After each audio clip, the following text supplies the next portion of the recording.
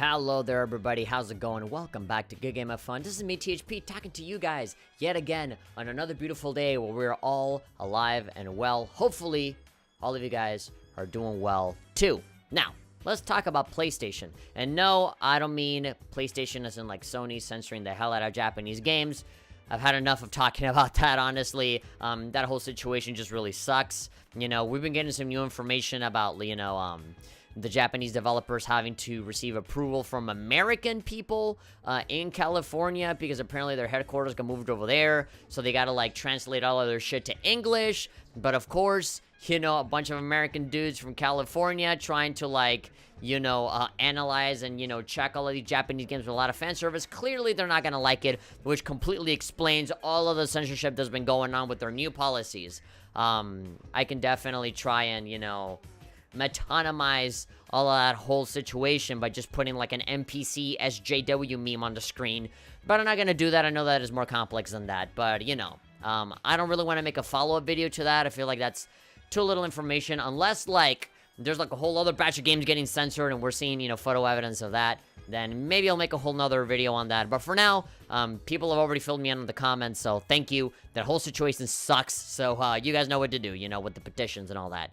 But anyway, we're going to move on to a very different Sony-related thing right now, and that is the PlayStation 1, particularly the mini version. It is the PlayStation Classic or the PlayStation Mini in Japan. I think it's called Mini in Japan. So, today, I don't know when this video is coming out, but today is the 29th, and this article came out from Gematsu, laying out the list of games that are going to be on both types of the mini console respectively, from the American version and the Japanese version. Now granted, I have already seen the list. In fact, if you follow me on Twitter, which is @thehatperson, you guys will already know that I retweeted this article saying that I personally like the list of the Japanese games a lot better, but that doesn't mean that the American selections are not solid. Pretty much all of them are good, with the exception of maybe one or two. But at the same time, those games that I mentioned are games that I really haven't played. At the very least, not played in depth. So, I could easily be talking out of my ass, but let's just see. So, Sony Interactive Entertainment announced the full list of the 20 games included in its September announced PlayStation Classic in North America, Europe, and Japan. Now, granted, I personally feel that 20 games is way too little, considering the amazing games, all of the amazing titles that the PlayStation 1 has. I think $40 would have been great. And, no, wait, no, I mean 40 games, sorry. Ugh, it's late at night, sorry. Super late at, 8:13. Yeah, so late. I'm just tired. I just got back from classes. But yeah, I lost my train of thought. So, this console costs $100, I think. Down here, it says, yeah, there we go. $99, 99 euros, and 9,980 yen, which again equates to about roughly $99 as well. So, yeah, all across the board, a totally uniform price of $99 for 20 games. That's the part that really gets me. I remember that with the NES and Super NES, you had to pay, again, it was at around the same amount of games, 30-ish or so. I can't remember. But you had to pay 60 for that, right? And I think with the Super NES, you had to pay 70. And again, that's a totally different discussion, right? On whether the pricing is worth it, because is these old-ass NES and Super NES games when A, you have the Nintendo Switch Online service that lets you play NES games on the Switch already, B, emulators, hello, and then, you can do that on, your tablet, on your phone, on your, on any Android device. You can do a Raspberry Pi, and, have literally every NES game under the sun on there. You could have, just on your computer, you can have all those games entirely for free, unless Nintendo comes in and takes them all away and puts them on their shitty online service, like how they did with Emu Paradise. But, and again, that's a different situation. I'm going off on tangents, but, even then, even after all of that, the NES and Super NES Mini are still way cheaper than the PlayStation Mini, which is a full $100 if you want it, for 20 games, when I feel like the massive arsenal that PlayStation has is so vast and so amazing that I feel that it would have been so much more valuable. You know, the price would have made a lot more sense if they added at least double the amount of PlayStation 1 games that they got going on. Now, granted, they do have PlayStation 1 classics on PS3, PSP, Vita. They really haven't brought any of that to PlayStation 4, so maybe that's why they feel justified to resell it to you in mini form for, you know, 20 games and you know, $100 for 20 games. I feel like that is way too little for $100, you know? Especially when you have an NES classic that charges you $60 for about the same amount. So, yeah, let's go ahead and look at the list, and maybe you guys can decide for yourselves on whether the price is justified or not. I am gearing more towards no, especially when pretty much all of the games that I'm seeing on this list, I already have, and I have been playing on my PlayStation Vita as PlayStation 1 classics. And, it's really not that difficult to emulate on PlayStation 1, I think. I've never actually tried emulating PlayStation 1. It has always been like Nintendo, like Game Boy, Game Boy Advance, and all that stuff. I've never actually taken a stab at PlayStation 1 things. But at the same time, there's like Switch hacking and PSP hacking and Vita hacking that probably allows you to play all that stuff for free anyway. But, yeah, whatever. I don't necessarily condone hacking. I'm not saying go hack your consoles. I'm just saying that if you wanted to do that, you could do it. You know, that's what I'm saying.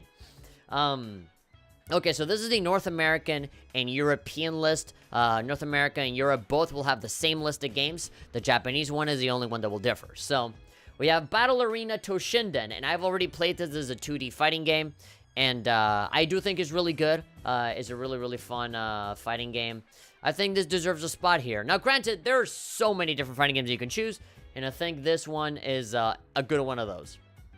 Now, Cool Borders 2. I have no idea what that game is. I'm assuming that's snowboarding, and a sequel to snowboarding. I'm assuming the second one is better than the first one. I would probably replace Cool Borders with probably Tony Hawk's Pro Skater 2. I said, you know what, like, if there's Tony Hawk in this, I'm buying this shit. But there's no Tony Hawk to be seen here, unfortunately. And it's probably because of all of the licensed music that was on it, you know, at release, when those games came out at the time. You know, this is exactly why I don't like it when a video game soundtrack is all entirely, like, copyrighted licensed music, because then they get into such a fucking hellhole when they try to bring them back, you know? And then you gotta remove some songs, but then people get angry because they want the authentic experience, and, like, you can't because legal issues. So I always think, like, you know, in the same way that I always tell Twitch streamers to never fucking play licensed copywritten music on their streams, never have licensed copywritten fucking music on your video games. Do as much as you can to have it be original music precisely for the game specifically, because if you put, like, you know, some, like, an Elvis song on a Final Fantasy game, or, like, Stand By Me, or on Final Fantasy 15, there will come a time where the license is gonna run out, you're not gonna want to pay for it, or the artist gets really fussy and difficult to work with, and so you can't have that song in there, so you replace it with something else, and it sounds like crap. The World Ends With You has this problem as well, and Kingdom Hearts, I think, has, maybe, like, some select issues, and if not on the game, then on YouTube, when it gets Content ID claimed. It's just a pain in the fucking ass. So, you know, I'm assuming that's the reason for why there's no Tony Hawk in here. I would have personally loved to have Tony Hawk in here. But hey, I guess we gotta deal with Cool Borders 2, I guess. Destruction Derby by Ubisoft. I have no idea what that game is, so you guys can fill me in. Intelligent Cube is another game that I'm completely dark on. I'll probably go and Google these after the fact. But all of the other ones I do know, though. Final Fantasy VII, of course, you cannot have a PlayStation 1 representative, right? Or you can't have, like, a mini... You can't really have a console that is supposed to be representative of the you know, the greatest hits of the PS1 without having Final Fantasy VII. That's like its baby. You know how the Nintendo 64 has Mario 64, the PlayStation 1 has Final Fantasy VII, you know? Like, that is the game when you think PlayStation 1. Grand Theft Auto 1 is also still till this day a really good game, especially the second one. I think the second Grand Theft Auto is way better than the first one, but both of them are still really fun. Intelligent Cube, again, I don't know. Jumping Flash. I remember this game being really fun, like first-person perspective, jumping around stages and stuff. It's 3D rendered. It's fun. It's a fun game. Of course, Metal Gear Solid. If there was any other game that could probably replace Final Fantasy VII as like PlayStation 1 rep, it has to be Metal Gear Solid. Mr. Driller, that's fun. Oddworld Apes Odyssey. Again, I feel like Oddworld is kind of underappreciated. I've always thought that these Oddworld games are just amazing. Especially Stranger's Wrath, which is coming out on the Switch, by the way. Yeah, these Oddworld games have always been really, really good. So having Apes Odyssey in there, I think is a good choice. Ridge Racer, remember that one? Type 4, Bandai Namco, of course. I'm sure people are going to meme on that one really hard, but yeah, you got Ridge Racer, you got a racing game. Original Rayman, Rayman 1. It's kind of odd that they don't have Rayman 2 in here. I feel like Rayman got really popular after the second one rather than the first one. Although I am kind of happy that they didn't have the second one because I feel like the PlayStation 1 version of Rayman sucks. I would say that the Dreamcast version of Rayman 2 is the definitive best version of Rayman. Although I do have a soft spot for the Nintendo 64 version because that is the version that I grew up with, and on top of that, when the original Nintendo DS came out, I played that version of Rayman as well, and that one was also really, really cool. So I'm actually more on Nintendo on this one, but I feel like Rayman 2 was probably loved more than the original, right? But again, I don't know. I never played the original Rayman until way, way later when I was exploring the history of Rayman. I always grew up with the second one, so I just thought that that one was a no-brainer, especially with it's 3D rendered and it's so different. So, hey, what you gonna do? And again, Rayman 2 is a PlayStation 1, PS1 classic. You can download it there if you want. We also have Resident Evil Director's Cut. So yeah, the original Resident Evil. Again, a pretty big no-brainer. Revelations Persona. So Persona 1, the original Persona, is not like the stylish Persona 3, 4, and 5, or like, this music that you're hearing in the background right now. It's not that kind of Persona, if you guys are making assumptions, and if you guys, don't know anything about, Persona prior to 3. Persona 1 and 2, both Innocent Sin and Eternal Punishment, are two entirely different games. And I feel like if you are not a hardcore Shin Megami Tensei fan, not a Persona fan, a Shin Megami Tensei fan, you guys are not going to like these games. Particularly Persona is like a first-person dungeon crawling kind of thing. Very similar to the original Shin Megami Tensei 1 and 2, and even Strange Journey. But it's a little finicky, and, the story is kind of whatever. I don't feel like it got good until Persona 2. And even then, I'm not even talking about, the original PlayStation 1 game. I'm talking more about the remakes for PSP. Those are the ones that I kind of ended up liking a lot more. But I do have a PlayStation 1 classic for Persona 2. And you get used to it. You definitely get used to it. Again, I'd rather have the PSP remakes. Unfortunately, I think we only got Eternal Punishment or Innocent Sin. There was one of the PSP remakes that we got over here in the West. But the other one that came out on PlayStation 1, I think we just got as a classic. So, yeah, that's a little weird. But, yeah, Revelation Persona, I can definitely see that one dividing people a lot. Super Puzzle Fighter 2 Turbo, I do not see people being divided over that one because that one is a really good game. Super Puzzle Fighter in general has always been fun. Siphon Filter, again, yeah, I mean, that's kind of a good one. Tekken 3, of course, you can't really have a PlayStation 1 without Tekken. I mean, who are you if you don't do that? Tom Clancy Rainbow Six, original Rainbow Six. I mean, all of these make sense, but at the same time, you can tell that, okay, American people, what do they like? Car racing, blood, guns, right there, right? And Final Fantasy, I guess. But yeah, Twisted Metal, you see now that one is cars with guns. So that's even better, right? Twisted Metal, the original one, is really good. Wild Arms, yes. I would say that outside of Final Fantasy VII, Wild Arms 1 is like the reason I would probably get this. But at the same time, I'm like fucking 40 hours in on my PlayStation 1 Classic. I'm telling you, man, the Vita, the PSP, perfect for playing older games. And right now, I have progressed so much on Wild Arms 1. It's insane. And I even have Wild Arms 2. I bought it, but I haven't played it yet because I want to beat the first one first. But yeah, Wild Arms, the original one, is a fantastic game. One of the best games on PlayStation 1. Right alongside, Suikoden 2. They should have fucking had that one in there. And Breath of Fire 4. Yeah, Breath of Fire 4. Should have had that one in there. That one is a fucking amazing game as well. But again, this is what I'm talking about. There's so many amazing games that everybody will probably have their own personal pick of 20 games, and it could be completely different from everyone else's. So they should have had at least 30, 30 more. I would personally say 40. If you want me to pay $100 for this, 40 games would have been great, Or maybe 50, like 50 games for $100, $2 per game. I don't know, man. I'm not a fucking businessman. I don't know how the business works. All I know is that the Japanese version feels so much more appealing to me. So we have Arc the Lad and Arc the Lad 2.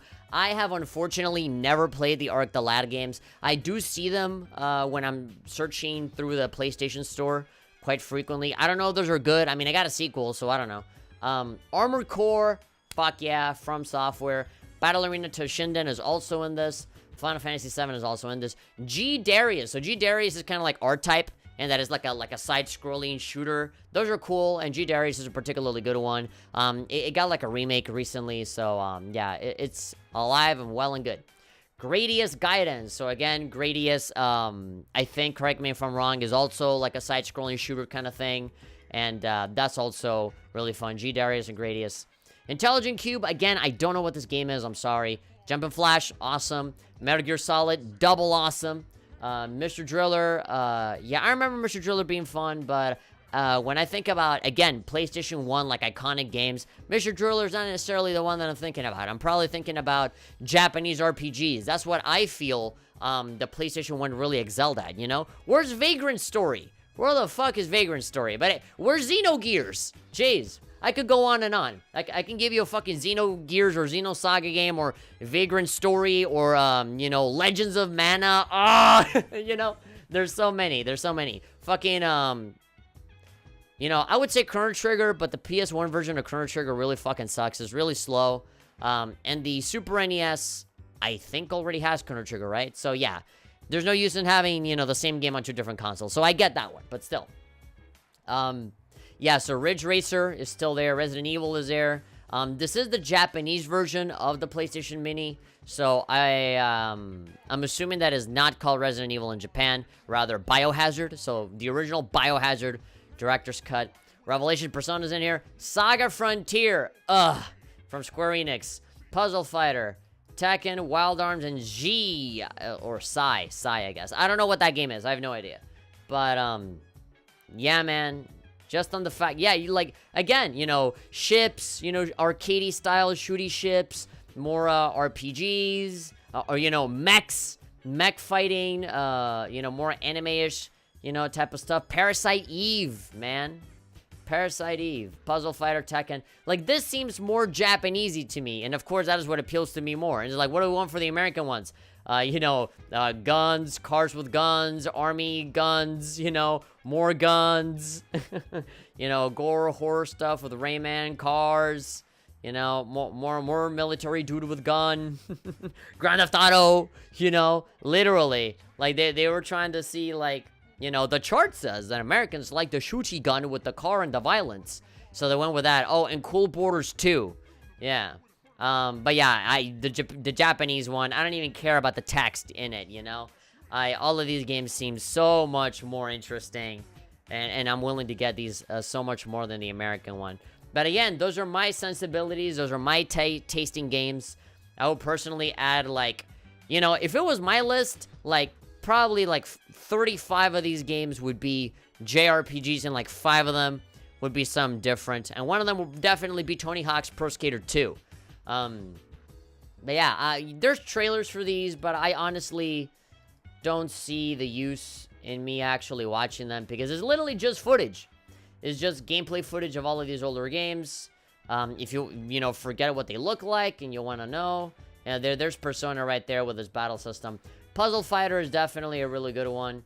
A whole bunch of others. Yeah, Grand Theft Auto. Yeah, they just kind of go through the motions. If you guys know what these games look like, then there really is no need for you guys to just kind of watch these videos. I might click on the Japanese one just to kind of see, the gameplay footage and the differences amidst the American one and this one. So Final Fantasy VII, that's one.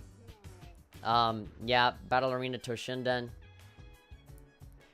Wait, by the way, can I just apologize for my complete and utter ignorance when it comes to some of these games. You think that a person that has been playing video games for so long would, like, already know all of these games by heart, right? But I feel kind of weird being like, you know, I don't know them. Yeah, this one was Saga Frontier, I think. Yeah, it's really good. G Darius. Yeah, that looks awesome. Sakusara do... Oh, yeah, all of those. I'm reading the katakana in here. Yeah. Oh, Akusara do... Oh, Ark the Lad. Oh, what the fuck? I love that. That little rat. Ah! Zooming in on the rat's eye. What game is this? Was it Biohazard? Hold on. Ah, fuck. Stop moving shit around. Get this stupid shit out of the way. Is this Oh, Parasite Eve. Parasite Eve. Yeah. And then Oh, this is like a puzzle game. Okay. Persona. Revelation Persona. I think that one's got like the Shin Megami Tensei title on it and everything. Intelligent Cube. Okay, this is what that is. Alright. Did I say that Battle Arena Toshinden was a 2D fighting game? No, it's 3D, isn't it? Yeah, I'm pretty sure it's 3D. I'm sorry if I said that it was 2D. I don't think it is. But yeah, Resident Evil. Yep. All of these. You see, this is so much more appealing to me than any of the other games that are in the American version. $100, man. I'm pretty sure PlayAsia is gonna sell, you know, the Japanese version of this. The problem is that with PlayAsia, the shipping costs fucking suck, man. You got like the $100 for the PlayStation Mini, but on top of that, you gotta pay for the shipping, which is a ridiculous amount of money.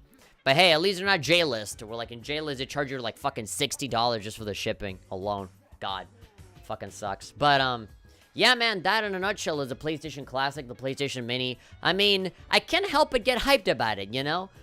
If there's any console that I would rather have outside of, you know, the NES or the Super NES Mini, now that we're living in a world where, like, there are so many different mini consoles, of course, Nintendo with that golden touch, the moment they start making money on something with a different idea, everybody else starts copying them. I already made a video on that before, right? We got the Sega Genesis Mini, we got the Neo Geo Mini. Actually, yeah, if I was to pick another mini console that I would rather have, other than the NES and SNES, because again, you can emulate those super easily, it will probably be the Neo Geo. You know, the pixel art. If you want 2D fighting games, and just 2D games in general, Metal Slug and shit, that is a really, really good console for you to get. I personally never grew up with Neo Geo or SNK or any of that stuff. That is pretty much like, you know, foreign territory for me. I only know all of the iconic stuff, like Metal Slug and King of Fighters, basically, and that's pretty much it. And so, I've been learning and discovering new games through Hamster, where they've been bringing out games on the Switch and PS4, you know, different arcade games and puzzlers and a bunch of stuff that has that 80s and 90s anime art style that is so amazing. And all of that is SNK/Neo Geo stuff. And so now that they have the mini console, where you can actually play these games on this tiny screen with all of the best, you know, stuff, because I've never really played the vast majority of those games, that one seems like the mini console for me. I want a Neo Geo Mini. But, you know, if I would want to go for the PlayStation one, I would say go for the Japanese one specifically. Because at least there, you have like a special, you know, you can hang out with your gamer friends, your epic gamer friends, and be like, hello, fellow epic gamers, look what I got. A Japanese PlayStation 1. Whoa, it's Japanese, which means it's inherently more valuable and cool here in America. And you just like, you know, you elevate, you get more gamer cred, you know, when you get the Japanese version of something. That's when you know that you're a truly epic Fortnite expert player. Well, yeah, you'll play with Ninja one day, I know it.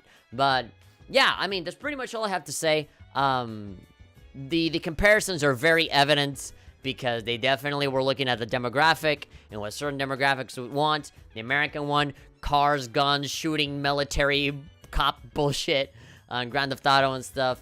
And then in Japan, you got, you know, mechs and spaceships and, you know, anime stuff and more RPGs.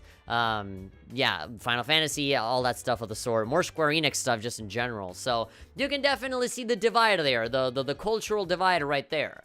And of course, me being the weeb-ass nerd that I am, I immediately gravitate more to the Japanese stuff. That's just my opinion. Let me know what you guys think. Do you guys think that the price is worth it? If they added like 20 more games, I'd probably say yes. But you know, The only reason for why I would buy this is so that, you know, I can get onto those Japanese games, and on top of that, just for collection, you know, just to say that I have it. It's just a cool little thing to have, especially with those controllers. It's the original PlayStation 1 controllers that don't have the analog stick on them.